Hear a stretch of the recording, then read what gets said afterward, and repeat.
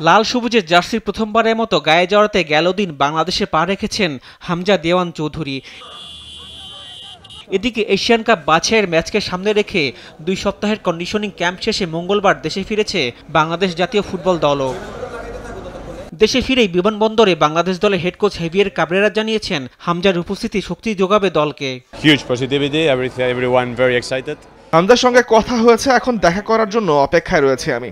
দলের সবাই উদ্গ্রীব হয়ে আছে তার সঙ্গে সময় কাটাতে। ভারতকে হারানোর পরিকল্পনা করতে চাই একসঙ্গে। হামজার পেশাদারিত্ব অভিজ্ঞতা আমাদের কাজে লাগবে। ভারতের বিপক্ষে তার মতো প্রিমিয়ার লিগে খেলা একজন ফুটবলার পার্থক্যটা গড়ে দিতে পারে। His leadership, his professionalism.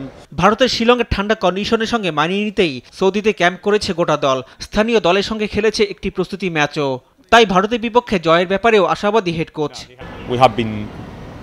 Saudi আরবে চমৎকার ক্যাম্প হয়েছে আমাদের। ম্যাচ ঘাটতিটা রয়েছে, তবে নিজেদের সেরা প্রস্তুতিটা নিয়েই দেশে এসেছি।